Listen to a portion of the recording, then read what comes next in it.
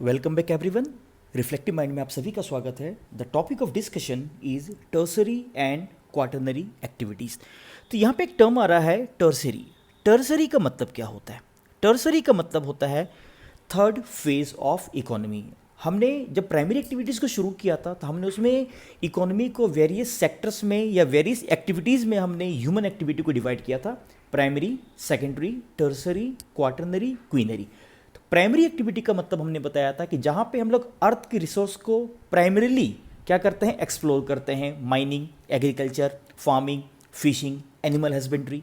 Secondary activity जो इस बार के 2020-21 के सिलेबस में सीबीएसई ने उसे हटा दिया। तो सेकेंडरी एक्टिविटीज़ का मतलब क्या होता है कि प्राइमरी एक्टिविटी से जो भी रिसोर्सेज हमें मिलते हैं उसको प्रोसेस करना, उसको मैन्युफैक्चर्ड करना, उसे और पॉलिश्ड गुड्स में क्या करना, कन्वर्ट करना। कहाँ पे? फैक्ट्री में, by the process of manufacturing और प्रोसेसिंग।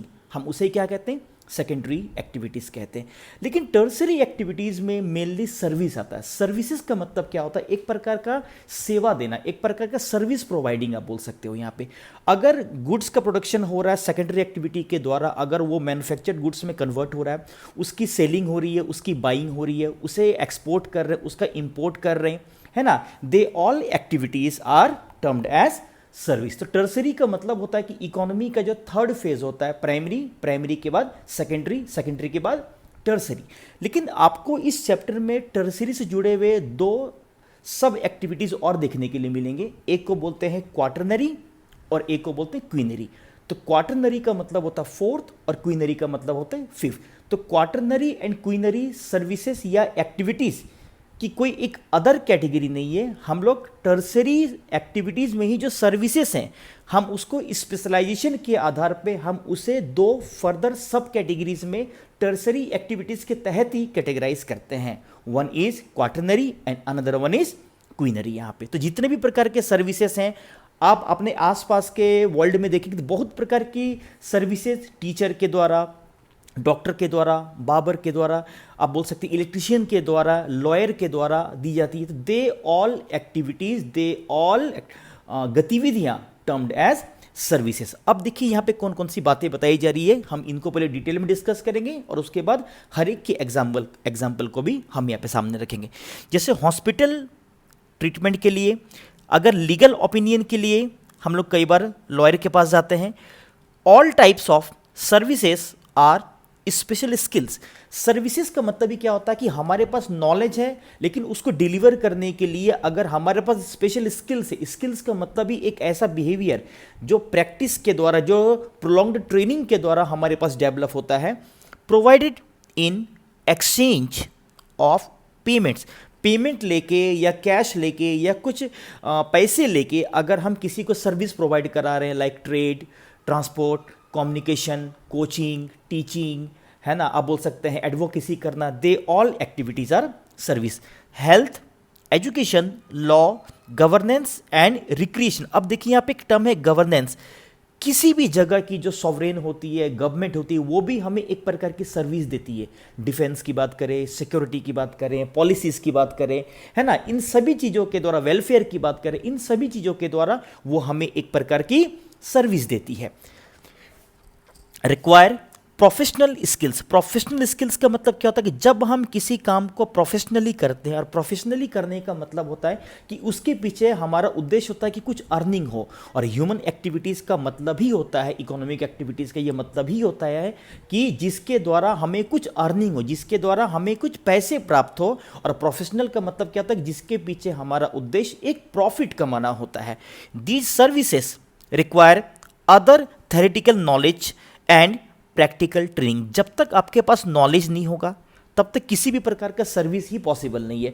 तो नॉलेज सर्विस का सबसे बेसिक थिंग है। और जब तक आपकी ट्रेनिंग नहीं होगी, जब तक उस नॉलेज पे आपका एक स्किल नहीं आएगा, जब तक उसको डिलीवर करने की आपके पास कैपेसिटी नहीं होगी, तब तक आप एक बेहतर सर्विस प्रोवाइडर नहीं हो सकते हैं। एज अ ह्यूमन की हम यहाँ पे बात कर रहे हैं। आप नॉलेजेबल हो सकते हैं लेकिन जब तक आपके पास एक बेहतर स्किल नहीं होगा तब तक हम उस नॉलेज के बेस पे एक बेहतर service provider as a human नहीं बन सकते हैं। Tertiary activities are related to the service sector, manpower or human power is an important component of the service sector as most of the tertiary activities are performed by skilled labor। अब देखिए यहाँ पे क्या बताया जा रहा है, skilled का मतलब क्या है कि हमें एक बेहतर लेवल के सर्विसिंग के लिए, एक ऑप्टिमल लेवल के सर्विसिंग के लिए, और सबसे बड़ी बात एक प्रोफेशनल सर्विसिंग के लिए हमें वेल ट्रेन्ड होना, और सबसे बड़ी बात वेल स्किल्ड होना जरूरी है, तो ही वहाँ पे एक क्वालिटी सर्विसिंग की बात वहाँ पे सामने आती है।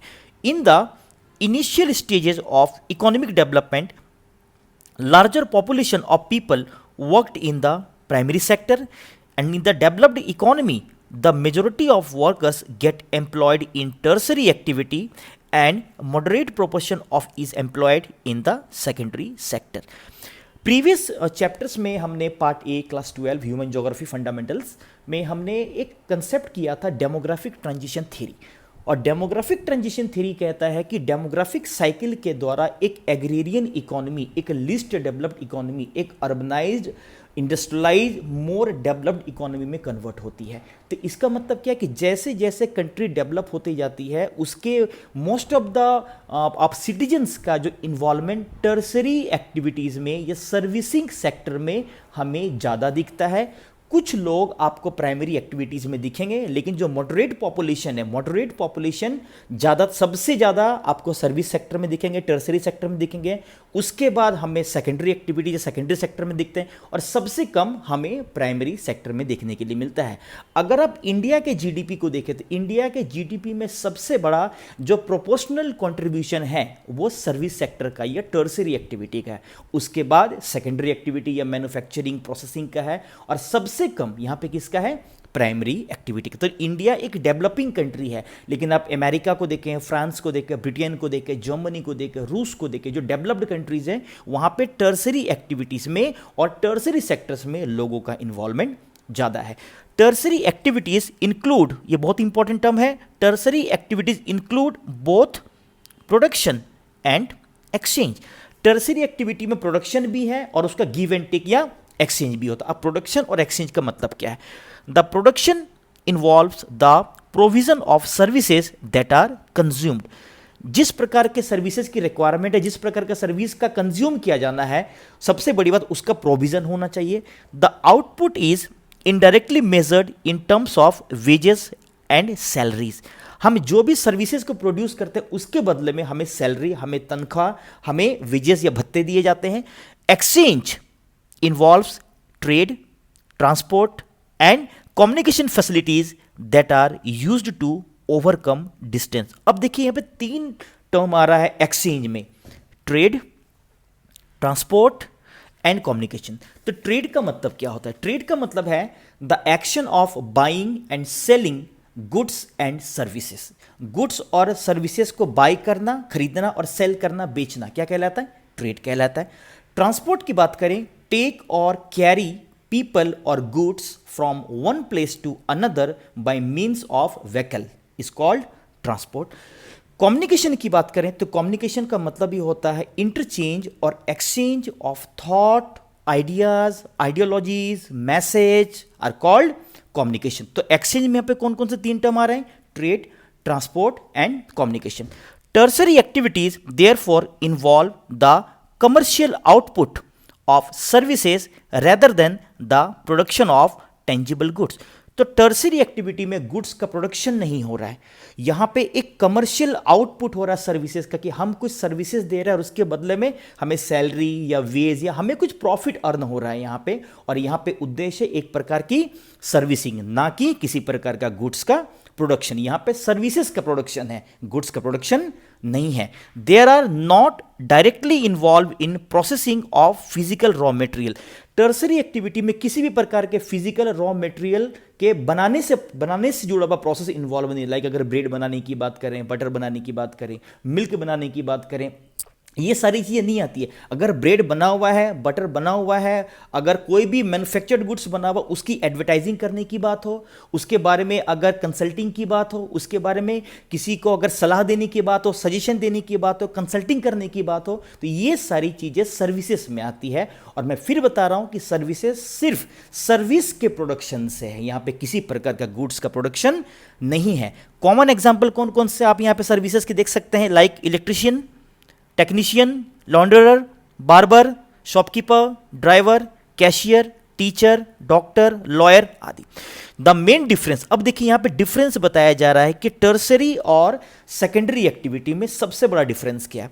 The main difference between secondary activity and tertiary activities is that expertise provided by services relies more heavily on specialized skills। जो एक्सपर्ट होते हैं, एक्सपर्टीज होते हैं, उनके पास सर्टेन नॉलेज होता है, सर्टेन बेसिक नॉलेज होता है, और उसी बेसिक नॉलेज के आधार पे वो स्किल्ड होते हैं, वो वेल ट्रेंड होते हैं, और वो उसी नॉलेज की सर्विसिंग देते हैं, उसी नॉलेज को लोगों के साथ शेयर करते हैं, या लोगों के साथ ओपिनियन शेयर करते हैं, लोगों को सजेशन देते हैं। इसे ही हम लोग क्या बोलते हैं, टर्सरी एक्टिविटी या सर्विसिंग कहते हैं। Skills, experience and knowledge of workers rather than on the production techniques, machinery and factory process। Production technique कैसा है हमारे पास हैवी मशीन्स हैं, हैवी मशीन्स नहीं है, फैक्ट्री प्रोसेसिंग क्या है, ये सारी चीज़ें अगर आप देखेंगे तो ये सेकेंडरी एक्टिविटी में आता है। सेकेंडरी एक्टिविटी में हम जनरली 2-3 चीज़ों को शामिल करते हैं, ये प्रीवियस चैप्टर में है। कौन कौन सी चीज़ें हैं? सबसे पहला manufacturing, then production, then processing. ये सारी चीज़ें कहाँ पे आती हैं? सेकेंडरी एक्टिविटीज़ में आती है। तो लेकिन यहाँ पे सेकेंडरी एक्टिविटीज़ नहीं है, यहाँ पे टर्सरी एक्टिविटीज़ है। और टर्सरी एक्टिविटीज़ का मतलब ये होता है कि सर्विसेज का प्रोडक्शन, ना कि गुड्स का प्रोडक्शन।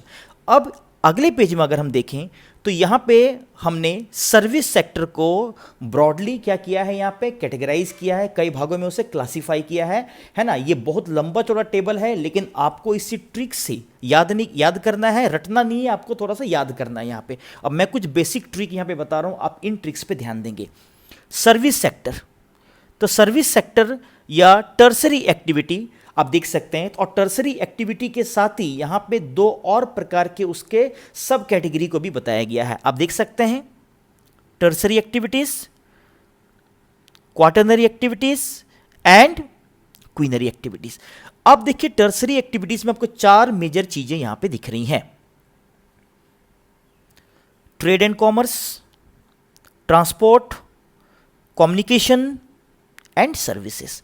तो आप इसके लिए एक कोड ध्यान रखेंगे, TTCS,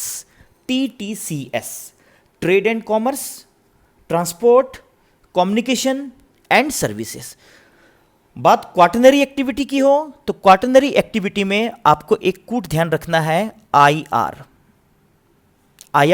I means information based and R means research and development based. तो क्वाटरनरी एक्टिविटी का ब्रीफ में किस कोड के माध्यम से याद रखना? IR, information based and research and development based. अगर क्वीनरी या पंचम प्रकार की गतिविधियों की बात करें, जो हाईली स्पेशलाइज्ड और सबसे हाईएस्ट इकोनॉमिक एक्टिविटीज किसी भी इकोनॉमी की मानी जाती है, वो है क्वीनरी एक्टिविटीज। और इस क्वीनरी एक्टिविटीज में कौन कौन से हैं? Specialist, decision makers, consultants and policy formulators. तो यहां पे आपको कूट क्या याद रखना है? SDCP। अब SDCP का मतलब क्या है? S means specialist, D means decision makers, C means consultants and P means policy formulators. तो यहां पे देखिए हमने सर्विस सेक्टर जो टर्सरी, क्वाटरनरी और क्वीनरी में बटा हुआ है, हमने कुछ कूट के माध्यम से उसे यहाँ पे ध्यान में रखने की कोशिश करी। टर्सरी में TTCS, trade and commerce, transport, communication, services. Quaternary में IR, information based and research and development based, करेंगे इन सबको डिटेल में।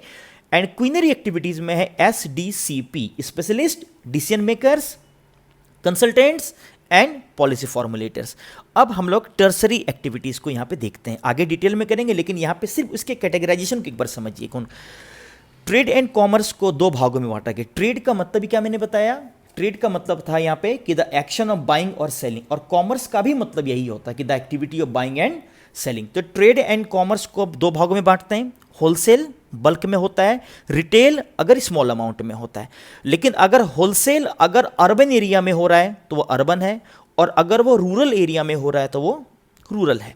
अगर रिटेल ट्रेड की बात करें, जस्ट लाइक अगर रिटेल ट्रेड भी अगर अर्बन एरिया में है तो अर्बन है, और रूरल एरिया में है तो वो रूरल। लेकिन रूरल एरिया में दो तीन चीज़ें यहाँ पे बताई गई। एक है पीरियोडिक मार्केट्स। पीरियोडिक मार्केट्स का मतलब होता है कि जहाँ पे रेगुलर मार्केट्स नहीं होते, कभी कभी साप्ताहिक बाजार लगता है, जिसे हम लोग कई बार लोकल लैंग्वेजेस में हाट भी कहते हैं, हाट बाजार वगैरह, है ना। यहाँ पे स्टोर्स, एक पीडीएस, पब्लिक डिस्ट्रीब्यूशन सिस्टम। और यहाँ पे एक टर्म आया है स्ट्रीट पैडलिंग।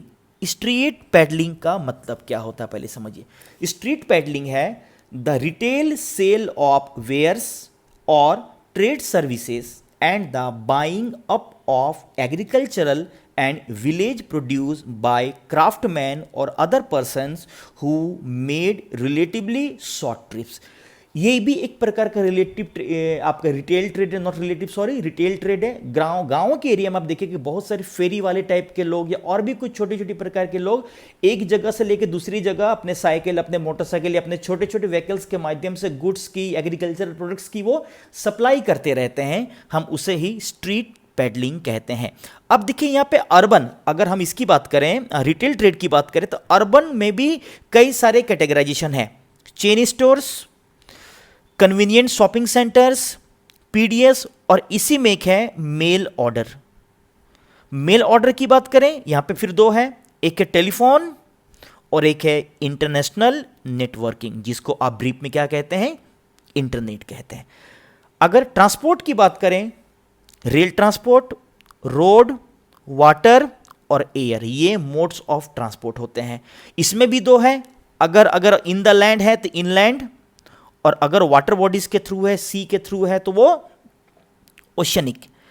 अब ओशनिक में भी दो है, अगर पीपल्स का हो रहा है तो वो पैसेंजर, और अगर गुड्स का हो रहा है, बड़े बड़े आप बोल सकते हैं कंटेनर लाइक चीज़ों का अगर हो रहा है, वो कार्गो सर्विसेज आप देख सकते हैं यहाँ पे।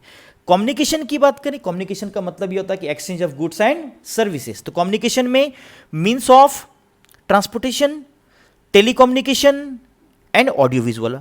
अगर टेलीकम्युनिकेशन में सबसे इंपॉर्टेंट है टेलीफोन। टेलीफोन में जो पहले ट्रेडिशनल था अब बहुत ही कम दिखता है, लैंडलाइन, और सबसे जो पॉपुलर आज के ज़माने में वो है मोबाइल। ऑडियो विजुअल का मतलब होता है जिसे सुन भी सकते हैं और देख भी सकते हैं। Films, radio, television and print media. Print media में वैसा मीडिया अगर आप देखें जो न्यूज़पेपर के माध्यम से हो, पेजेस के फॉर्म में हो, उसे बोलते हैं न्यूज़पेपर। और अगर इसमें देखिए मैगजीन्स वगैरह जो एक पर्टिकुलर ड्यूनल होते हैं या मंथली होते हैं या ईयरली निकलते हैं या 2-3 महीने पे निकलते हैं, उसे क्या बोलते हैं, मैगजीन्स। लेकिन इसी प्रिंट मीडिया के साथ एक चीज़ और भी होता है जिसे हम लोग बोलते हैं इलेक्ट्रॉनिक मीडिया। टीवी वगैरह में अगर आप देखें, सर्विसेज में अगर आप देखें तो सर्विसेज में आता है फाइनेंशियल बैंकिंग सर्विसेज वगैरह देख सकते हैं, insurance, LIC, GIC, real estate जो बड़े बड़े बिल्डिंग्स वगैरह बनाते हैं, जितने बिल्डर्स वगैरह होते हैं। पर्सनल एंड प्रोफेशनल सर्विसेज में कौन कौन सा आता है, प्राइवेट अगर किसी प्राइवेट फॉर्म का है, गवर्नमेंट अगर गवर्नमेंट का है, या फिर अगर वो नॉन गवर्नमेंटल ऑर्गेनाइजेशन का है तो उसे क्या बोलते हैं, एनजीओ कहते हैं। तो अभी हम सिर्फ यहाँ पे टर्सरी एक्टिविटीज़ को ही देख रहे हैं। जब हम लोग क्वाटरनरी और क्विनरी एक्टिविटीज़ को शुरू करेंगे अगले वीडियोस में, तो हम इस क्लासिफिकेशन चार्ट पे दोबारा आएंगे और फिर वहाँ पे हम इन डिटेल बात करेंगे। चलिए अगर आगे बढ़ें तो आगे अभी हमने क्या बताया कि टर्सरी एक्टिविटीज़ में TTCS, trade and commerce, then transportation, then communication and services. तो यही बात यहाँ पे बताई गई है। Trade, transport, communication and services. तो सबसे पहले यहां पे हम लोग शुरू करते हैं ट्रेड एंड कॉमर्स। ट्रेड का मतलब क्या होता है, बाइंग और सेलिंग से जुड़ा हुआ प्रोसेस या एक्शन ट्रेड कहलाता है। Buying and selling of items produced elsewhere, all the services in retail और wholesale trading.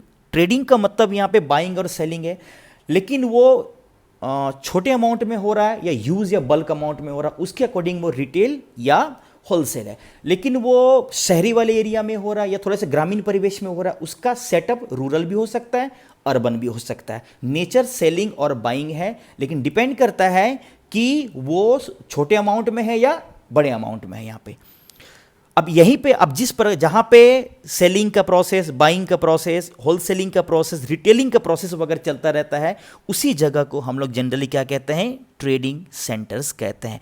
Trading centres generally well developed की बात करें तो वो अर्बन एरियाज में, टाउन्स में, सिटीज़ में ज़्यादा दिखता है, विलेज एरियाज में भी होता है, लेकिन वेल डेवलप्ड की बात करें तो टाउन में, सिटीज़ में वो ज़्यादा दिखता है।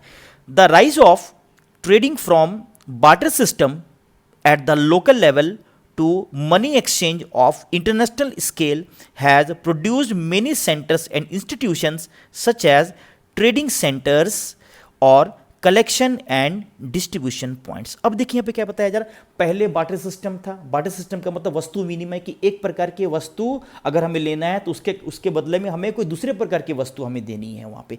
लेकिन उसके कारण जब हमारी इकोनॉमी धीरे धीरे करके आप बोल सकते हैं मौद्रिक हुई है ना, तो उसके कारण एक आप बोल सकते हैं करेंसी सिस्टम डेवलप हुआ। हमारी इकोनॉमी आप बोल सकते क्या उसे माने मॉनेटरी इकोनॉमी हो गई, एक मौद्रिक इकोनॉमी हो गई, एक आप बोल सकते हैं करेंसी बेस्ड इकोनॉमी हो गई। और उसके कारण बहुत सारे ट्रेडिंग सेंटर्स डेवलप हुए। वर्ल्ड के लेवल पे भी देख सकते हैं, इंटरनेशनल लेवल पे देख सकते हैं, लोकल लेवल पे, रीजनल लेवल पे, नेशनल लेवल पे, हर एक लेवल पे हमें इसका एक वेल हायरार्की वाइज हमें डेवलपमेंट देखने के लिए मिलता है। और वहाँ पे भी बहुत सारे ऐसे जगह होते हैं जहाँ पे बहुत सारे गुड्स को या बहुत सारे सर्विसेज का क्या किया जाता है, पहले कलेक्शन किया जाता है और कलेक्ट करने के बाद उसके डिमांड के अकॉर्डिंग अलग अलग पार्ट्स में, अलग अलग एरियाज में उसे क्या किया जाता है, डिस्ट्रीब्यूट किया जाता है। ट्रेडिंग सेंटर्स में be divided into rural and urban marketing centres. अब आप इस चीज को एक इमेज के द्वारा थोड़ा अच्छे से समझिए। अभी हमने थोड़ी देर पहले क्या बताया कि ट्रेडिंग सेंटर की बात करें तो ट्रेडिंग सेंटर का मतलब ये कि जहां पे ट्रेड होता है, जहां पे बाइंग और सेलिंग का प्रोसेस प्रोसीड करता है। उसका अगर देखें तो ये अगर छोटे अमाउंट में हो रहा है तो वो रिटेलर है या रिटेल ट्रेडिंग है, और वो अगर बहुत यूज या बल्क अमाउंट में हो रहा है तो उसे क्या बोलेंगे, होलसेल ट्रेडिंग बोलेंगे। करेंगे अभी इसको डिटेल में, लेकिन उसके सेटअप में भी डिफरेंस है। अगर वो ग्रामीण परिवेश में हो रहा है तो उसे क्या बोलेंगे, रूरल मार्केटिंग सेंटर्स, और अगर वह शहरी परिवेश में हो रहा है तो उसे क्या बोलेंगे, अर्बन मार्केटिंग सेंटर्स। आगे देखेंगे। अब रूरल मार्केटिंग सेंटर्स के यहां पे बेसिक फीचर्स को बताया गया है, इसको ध्यान से समझेंगे बच्चे। यहां से बहुत सारे सवाल आते हैं इसके फीचर्स के बारे में, और कई बार अर्बन मार्केटिंग सेंटर को वो रूरल मार्केटिंग सेंटर से वो कई बार कंपेयर करके भी पूछते हैं। अब रूरल मार्केटिंग सेंटर के डिटेल में जाने के पहले आप इस इमेज को figure 7.2a wholesale market vegetable market को आप देखिए, तो ये आपको पूरा एक ग्रामीण परिवेश दिख रहा है यहाँ पे, तो इसे हम लोग रूरल मार्केटिंग सेंटर से समझ सकते हैं। Rural marketing centres cater to nearby settlements या बस्ती के आसपास डेवलप होता है। These are quasi urban centre. Quasi का मतलब ही होता है अर्ध, अर्ध का मतलब होता है कि जो कंप्लीट नहीं होता है, हल्का फुल्का दिखता। अर्बन सेंटर लाइक दिखेगा लेकिन वो एग्जैक्ट अर्बन सेंटर होता नहीं है, पहली बात। दूसरी बात, वहां पे बहुत सारी फैसिलिटीज नहीं होती, कुछ फैसिलिटीज होती है जो अर्बन एरिया से आपको सिमिलर दिखे, लेकिन exact well developed facilities as compare to urban areas वहां पे नहीं दिखेगा। They serve as trading centres of the most rudimentary type. यहां पे एक टाइप है रेडिमेंट्री। तो रेडिमेंट्री का मतलब होता है कि जहां पे वेल डेवलप्ड नहीं होती चीजें, जब लिमिटेड चीजें होती है, नॉट वेल डेवलप्ड होती है, तो उसी को रेडिमेंट्री कहते हैं। Here personal and professional services are not well developed. जो मैंने बताया कि यहाँ पे व्यक्तिगत सेवाएं और व्यावसायिक सेवाएं, व्यक्तिगत सेवाएं कि जो पर्सन टू पर्सन है, व्यावसायिक का मतलब जिसके पीछे हमारा एक प्रॉफिटेबल पर्पस है, वो well developed as compare to urban areas नहीं होता है। These form local collecting and distributing centre. यहाँ पे आसपास के लोकल एरिया से चीज़ों को कलेक्ट किया जाता है और लोकल एरिया के डिमांडिंग एरिया में ही उसको फिर क्या किया जाता है, डिस्ट्रीब्यूट या रीडिस्ट्रीब्यूट किया जाता है। अब यहाँ पे देखिए बड़ा अच्छा टर्म आ रहा है, मंडीज। मंडीज का मतलब जनरली क्या होता है कि जो रूरल एरिया में जो होलसेल मार्केट्स होते हैं, रूरल एरिया के जो होलसेल, आपको शहरी एरिया में भी मंडीज दिखेगा, जैसे दिल्ली में अगर आप देखें तो आजादपुर मंडी वगैरह बोलते हैं, लेकिन जनरली हम लोग क्या बोलते हैं कि रूरल एरियाज में जो होलसेल मार्केट्स होते हैं हम उसे मंडीज कहते हैं। And also retailing areas, not retaining sorry, they are not urban centres per se का मतलब क्या होता है, इंटरनली और intrinsically. They are not urban centres but are significant centres for making available goods and services which are most frequently demanded by rural people और folk. तो ये क्या बोल रहे हैं कि अर्बन सेंटर्स, जो अर्बन सेंटर्स से ये बिल्कुल डिफरेंट होता है। अर्बन सेंटर लाइक कुछ फीचर दिखेगा, इसलिए से हम लोग कई बार क्वासी अर्बन कहते हैं। यहाँ पे पर्सनल और प्रोफेशनल सर्विसेज ज़्यादा डेवलप नहीं होती है, आसपास के लोकल एरिया से जो डिमांड होता है उसी के अकॉर्डिंग कलेक्शन और रीडिस्ट्रीब्यूशन वहाँ पे गुड्स का और सर्विसेज का जनरली होता है। लेकिन इसका इंपॉर्टेंस क्यों? क्योंकि आसपास के लोगों की जो डिमांड है, आसपास के लोगों की ज़रूरतें, उनकी जो नेसेसिटी है, ये इसी रूरल मार्केटिंग सेंटर से क्या हो रहा है? फुलफिल हो रहा है। अब इसी में एक टर्म अभी थोड़ी देर पहले आया था कि साप्ताहिक बाजार, जिसके लिए मैंने एक टर्म यूज़ किया था हाट, जिसे हम लोग क्या बोलते हैं? Periodic markets. तो पीरियोडिक मार्केट्स रूरल एरियाज में जनरली वहाँ पे डेवलप होता है जहाँ पे कोई रेगुलर मार्केट्स या हर समय वहाँ पे स्टेब्लिश्ड परमानेंट शॉप्स जनरली देखने के लिए नहीं मिलता है।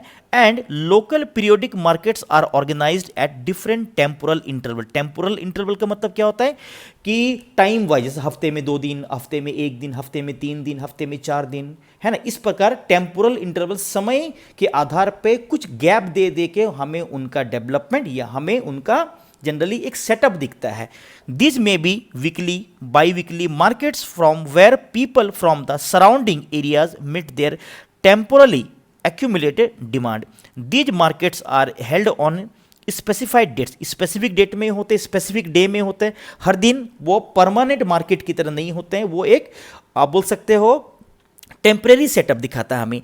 And move from one place to another, अलग अलग जगह का अलग अलग दिन फिक्स होता है। अगर मैं बोलूँ ABCD, तो अगर ए में अगर मंडे और थर्सडे का है, हो सकता है बी में ट्यूसडे और फ्राइडे का, हो सकता है सी में वेडनेसडे सैटरडे का। तो इसके अकॉर्डिंग उन्हें अलग अलग जगह में उन्हें अपने मार्केट को लगाना होता है। और वो वीकली की बात करें, बाई वीकली की बात करें, या हफ्ते में 1 दिन की बात, उसके अकॉर्डिंग वो आसपास के पूरे ग्रामीण परिवेश के डिमांड को वो कवर करने की कोशिश करते हैं मूवमेंट के द्वारा। And move from one place to another, the shopkeepers thus remain busy on all the days while a large area is served by them. यहाँ पे लोगों के पास ऑप्शन कम है कि वो हफ्ते में 1 या 2 ही दिन ले सकते हैं, लेकिन वो जो शॉपकीपर है, वो जो दुकानदार है, वो उस जगह पे सिर्फ 2 दिन, लेकिन बाकी जगह पे 2 दिन है, फिर किसी और जगह पे 1 दिन है, फिर किसी और जगह पे शायद 2 दिन हो। तो इसके आधार पर आप क्या देख सकते हैं कि उसका काम, एक जो परमानेंट शॉपकीपर उसी की तुलना में बस उसका सेटअप सिर्फ परमानेंट नहीं है, उसका काम घूम घूम के आप परमानेंट की तरह देख सकते हैं। बस एक जगह उसका सेटअप सिर्फ आप परमानेंट नहीं कह सकते हो। ये थे रूरल मार्केटिंग सेंटर्स के फीचर। अब है अर्बन मार्केटिंग सेंटर का मतलब क्या होता है। Urban marketing centres have more widely specialised urban services. ये ज़्यादा वेल स्प्रेडेड होता है, वेल डेवलप्ड होता है, और सबसे बड़ी बात उसका एक स्पेशलाइज उसका काउंटर होता है। शहर में आप देखें तो शहर में अगर राशन की दुकान की बात करें, अगर क्लॉथिंग की बात करें, अगर फूडिंग की बात करें, अगर और भी के अलग अलग प्रकार के बेसिक नेसेसिटी वाली चीज़ों की बात करें, तो उसका एक एरिया बटा हुआ होता है। जैसे दिल्ली में देखिए चांदनी चौक का एरिया है, साउथ एक्स का एरिया है, अगर हम लोग बोलें जैसे नॉर्थ कैंपस का एरिया है, तो अलग अलग स्पेसिफिक एरिया में अलग अलग प्रकार की सर्विसेज स्पेशलाइजेशन के अकॉर्डिंग प्रोवाइड कराई जाती है। और यही अर्बन मार्केटिंग सेंटर के सबसे बड़े फीचर्स भी होते हैं। They provide ordinary goods and services as well as many of specialised goods and services, also offer manufactured goods as well as many specialised markets develop. अब देखिए गांव के एरिया में क्या था कि गांव के एरिया में आसपास के जितने भी लोकल गुड्स है उसकी अवेलेबिलिटी ज़्यादा है, लेकिन अगर अर्बन मार्केटिंग सेंटर्स की बात करें वहाँ पे मैन्युफैक्चर्ड गुड्स की availability as compare to rural areas ज़्यादा होती है। Example, markets for labor, housing, semi or finished products, services of educational institutions and professionals such as teachers, lawyers, consultants, physicians, dentists, veterinary doctors available।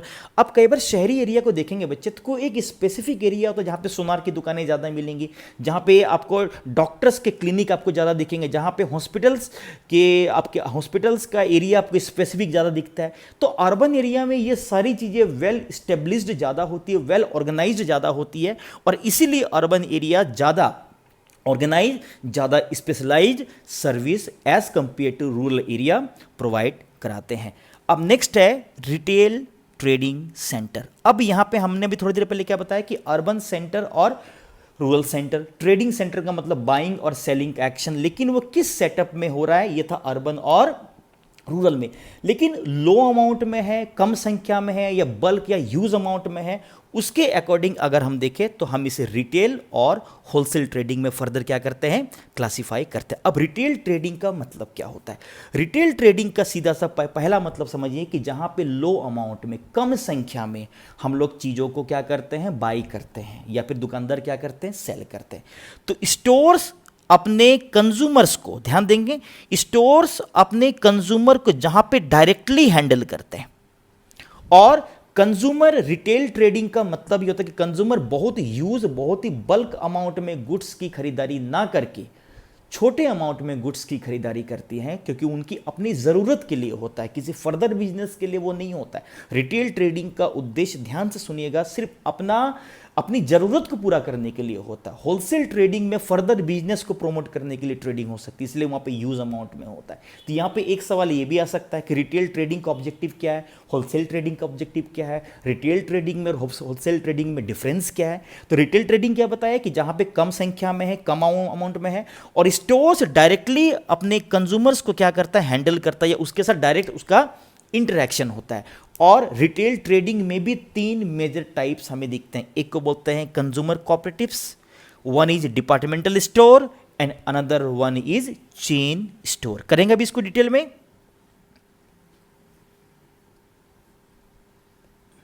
आगे देखिए क्या लिखा हुआ है, this is the business activity concerned with the sale of goods directly to the consumers. Most of the retail trading take place in fixed establishment or stores.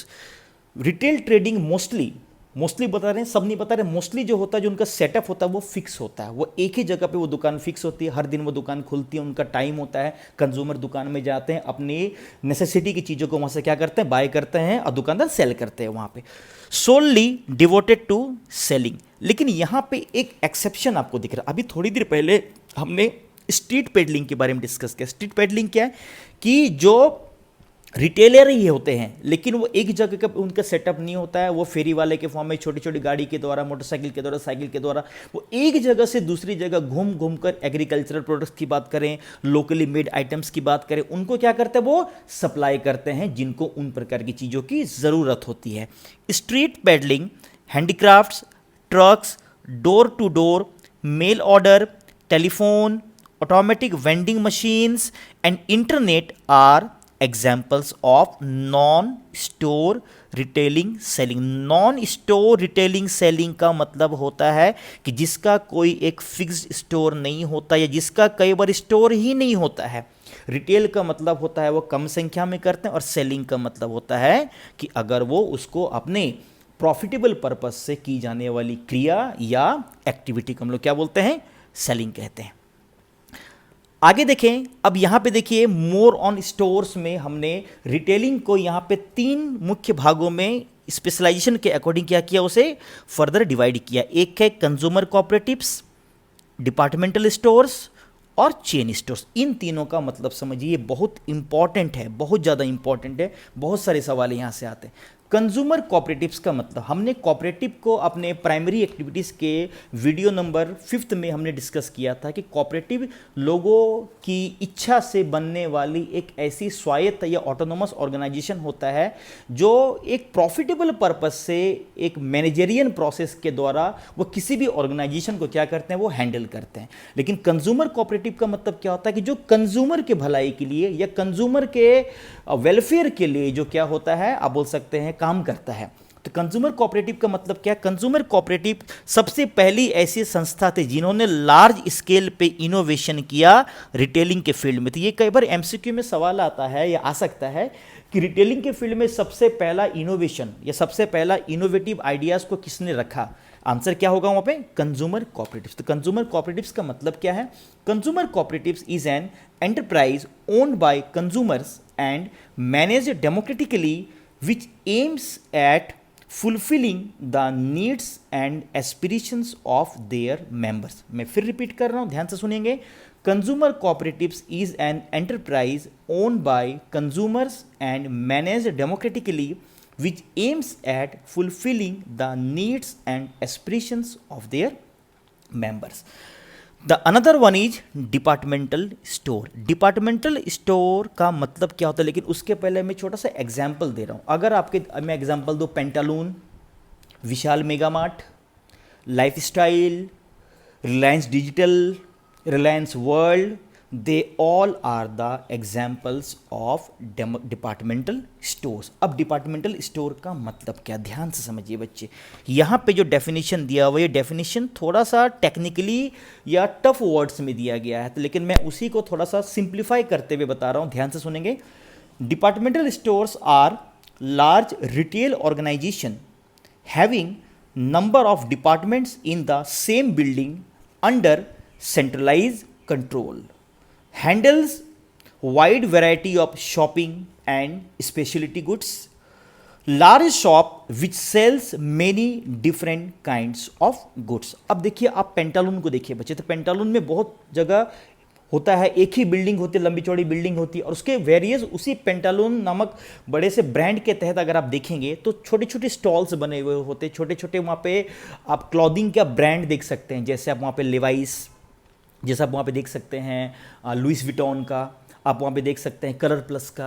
तो कहने का मतलब क्या कि एक बड़ा सा स्टॉल है और उसके भीतर कई छोटे छोटे स्टॉल्स हैं, और हम इसी को डिपार्टमेंटल स्टोर कहते हैं। और वो कई वैरायटी ऑफ गुड्स को वो क्या करते हैं, वो बेचते हैं या वहाँ पे सेल आउट करते हैं। जैसे वहाँ पे आप पेंटालून में देखेंगे तो पेंटालून तो चलिए मान लें थोड़ी देर के लिए कि एक वो क्लॉथिंग से जुड़ी हुई ज़्यादा है यहाँ पे, लेकिन और भी अगर रिलायंस डिजिटल की बात करें, विशाल मेगा मार्ट की बात करें, उसमें कई अलग अलग प्रकार के गुड्स, चाहे वो क्लॉथिंग से रिलेटेड हो, डे टू डे लाइफ से जुड़ी हुई हो, और भी कई अलग अलग प्रकार की चीजें हमें वहां पे सेल आउट होते हुए दिखती है, या फिर अगर हमारी रिक्वायरमेंट होती है तो हम वहां से खरीदते हैं। तो ये होता है डिपार्टमेंटल स्टोर। मैं फिर डिपार्टमेंटल स्टोर के बारे में बता रहा हूं। Large retail organisation having number of departments in the same building under centralise control. उसका कंट्रोल एक ही जगह से होता। आप देखिएगा कई बार आप कितनी भी चीज़ें क्यों ना लें, लेकिन आपको बिलिंग एक ही जगह पे सबकी करानी है। अलग अलग स्टोर्स बेशक कंपनीज के हैं, लेकिन आपको बिलिंग एक ही जगह करानी है, मैनेजमेंट एक ही जगह से होता है। Handles wide varieties of shopping and speciality goods. लेकिन चेन स्टोर का मतलब क्या है? चेन स्टोर का मतलब है कि अगर एक शहर में अगर 10 पेंटालून्स हैं, अगर 10 मेगामार्ट के स्टोर्स हैं, आप बोल सकते हैं, अगर लाइफस्टाइल के भी 4-5 जगह शोरूम्स हैं, अगर इमेजिन के भी जो एप्पल के स्टोर्स वगैरह होते हैं, थर्ड पार्टी होते हैं, उनके भी अगर 10 हैं, तो उन सभी के बीच में एक प्रकार का इंटरलिंकिंग होता है। उनके स्टोर सिर्फ अलग अलग है, लेकिन वो सारे स्टोर की बात करें, वो आपस में एक ही प्रकार के मैनेजरियल ऑर्गेनाइजेशन के द्वारा, एक ही प्रकार की कंपनी के द्वारा वो हैंडल किया जाता है। हम इसे ही क्या कहते हैं? चेन स्टोर कहते हैं, या स्टोर चेन कहते हैं। चेन स्टोर का मतलब समझिए पहले क्या है। अ चेन स्टोर और retail chain, a chain store और retail chain is a retail outlet. एक रिटेल आउटलेट होता है, a retail outlet in which several locations share a brand, central management and standardized business practices. Group of shops that belongs to a single company have the same appearance. आगे देखें, example Walmart का देख सकते हैं, जैसे shopper stop, Reliance digital, Aditya Birla. तो आप यहाँ पे क्या देखेंगे कि एक पेंटालून का जैसा अपीयरेंस जैसा दिखता था पेंटालून के, आप किसी भी दूसरे स्टोर में जाइए, है ना, आपको उसी प्रकार का दिखेगा। आप अगर विशाल मेगा मार्ट में जाते हैं तो आप दूसरे लोकेशन के विशाल मेगा मार्ट को देखिए, आपको उसका सेम लोकेशन दिखेगा। स्टोर अलग अलग है, अलग अलग लोकेशन में है, लेकिन वो कंपनी एक है, उसका मैनेजरियल सिस्टम कॉमन है, उसको एक ही सेंट्रल लोकेशन से उसको क्या किया जा रहा है, गवर्न किया जा रहा है। तो इसे हम लोग क्या बोलते हैं? चेन। चेन का मतलब ये होता है कड़ी, जो आपस में एक दूसरे से जुड़े हुए होते हैं। उसको डिमांड के अकॉर्डिंग अलग अलग सेंटर में, अलग अलग लोकेशन में सिर्फ ओपन किया गया है, लेकिन उसका अगर आप देखें, कमांड देखें, उसका ऑर्गेनाइजेशन देखें, उसका मैनेजरिंग स्किल देखें, या उसका अगर आप देख सकते हैं कंट्रोलिंग देखें, तो वो एक ही जगह से हमें होता हुआ दिखता है। तो ये थे रिटेलिंग की बात। अब आती है बात होलसेलिंग। होलसेलिंग का मतलब ये होता है कि होलसेल, हर चीज को या बहुत बड़े अमाउंट को क्या करना, सेल करना। तो यहाँ पे होल का मतलब ये होता है कि सारी चीजें आती हैं या बहुत बड़ी चीजें आती है, बल्क आप जिसको बोल सकते हैं। तो होलसेल ट्रेडिंग का मतलब होता है जब हमारा ऑब्जेक्टिव अपने बिजनेस को बढ़ाना है, बहुत ह्यूज अमाउंट में प्रॉफिट कमाना है, उद्देश्य वहाँ पे कमर्शलाइज ज़्यादा है, हम सीधे कंज्यूमर से वहाँ पे डील नहीं कर रहे हैं, है ना। मैन्युफैक्चर की बात करें, मैन्युफैक्चर से चीज़ें आती है होलसेलर के पास, फिर होलसेलर से रिटेलर के पास बहुत छोटे छोटे इंटरमीडिएटर के द्वारा जाती है, और फिर वो रिटेलर से कहाँ पे जाती है, वो दोबारा कंज्यूमर के पास जाती है यहाँ पे। तो अब देखिए होलसेल ट्रेडिंग का मतलब क्या है। Wholesale trading constitutes bulk business through numerous intermediary merchants numerous intermediate merchants में क्या होता है कि पीपल के बीच में, कंज्यूमर के बीच में और होलसेलर के बीच में या मैन्युफैक्चर के बीच में बहुत छोटी छोटी कड़ियां होती और उन सभी के द्वारा जो फाइनल गुड्स होता है वो फाइनली कंज्यूमर के पास पहुंचता है। And supply houses and not through retail store, ये रिटेल स्टोर के थ्रू नहीं हो रहा, सप्लाई हाउसेस के थ्रू हो रहा है और यही सप्लाई हाउसेस ही रिटेलर्स को सप्लाई करते हैं। Some large stores including chain stores are able to buy directly from the man, बहुत सारे बड़े बड़े चेन स्टोर्स की बात करें, रिलायंस डिजिटल की बात करें, पेंटालून की बात करें, विशाल मेगा मार्ट की बात करें, तो वो कई बार क्या करते हैं सीधे जो बड़े बड़े मैन्युफैक्चरर्स होते हैं उन्हीं से वो चीज़ों को डील करते हैं और डायरेक्टली उसी मैन्युफैक्चरिंग सेंटर से ही अपने गुड्स को वो क्या करते हैं, उठा लेते हैं या कैरी करते हैं वहाँ पे। However most retail stores procure supplies from an intermediary source. Wholesalers often extend credit to retail stores, तो होलसेलर क्रेडिट किसको देते हैं, रिटेलर्स को देते हैं, क्योंकि रिटेलर्स ही कंज्यूमर्स के साथ डायरेक्टली इन्वॉल्व होते हैं, उनके साथ डायरेक्टली डील करते हैं और होलसेलर का कनेक्शन है रिटेलर से, रिटेलर का है कंज्यूमर से। तो आप क्या देख रहे हैं कि मार्केट में इस पूरे इंटरलिंक्ड आप रिटेलिंग, आप होलसेलिंग प्रोसेस को आप देखिए सब आपस में जुड़े हुए, हम सिर्फ उसे अलग अलग तरीके से उसके डेफिनेशन को समझ रहे हैं, अदरवाइज होलसेल और रिटेलर या होलसेलिंग और रिटेलिंग आपस में एक दूसरे से अलग नहीं है, वो जुड़े हुए हैं आपस में और जुड़कर ही पूरे मार्केट सिस्टम को क्या करते हैं, गवर्न करते हैं। Wholesalers often extend credit to retail stores to such an extent that the retailer operates very largely on the wholesaler's capital. Wholesaler अपने सामान को रिटेलर के पास कई इंटरमीडिएटरी मर्चेंट्स के माध्यम से भेजेगा, फिर होलसेलर उसको कहाँ पे भेजेगा, मैन्युफैक्चरर को भेजेगा। तो होलसेलर पूरा का पूरा जो क्रेडिट देता है वो रिटेलर को देता है, क्योंकि होलसेलर के पास सामान बहुत ज़्यादा है लेकिन उसे छोटे छोटे अमाउंट में रिटेलर के माध्यम से या रिटेलर तक इंटरमीडिएटरी मर्चेंट्स पहुंचा रहे हैं और उनका जो भी फायदा है, जो भी टर्नओवर है वो दोबारा होलसेलर के पास से होते हुए मैन्युफैक्चरर के पास पहुंचता है। आप इस इमेज को देखिए, इस इमेज को देखने के बाद ये होलसेल ट्रेडिंग का पूरा प्रोसेस या लिंक क्लियर हो पाए। मैन्युफैक्चरर और मैन्युफैक्चरर से वो जा रहा है होलसेल ट्रेडर के पास, होलसेल यहां से ये उठा रहे हैं, कुछ chain store directly manufacturing centre से उठाते हैं। होलसेल ट्रेडर बहुत सारे इंटरमीडिएट सोर्स होते हैं या इंटरमीडिएटरी मर्चेंट्स होते हैं, उनके द्वारा अपने सामान को वो कहां पे भेजते हैं, वो रिटेलर के पास भेजते हैं और यही रिटेलर ही डायरेक्टली हमारे कंज्यूमर को या हम अब जैसे पीपल को क्या करते हैं, डायरेक्टली हैंडल करते हैं यहाँ पे। तो ये देखिए आप, तो ये पूरा रिटेलिंग है।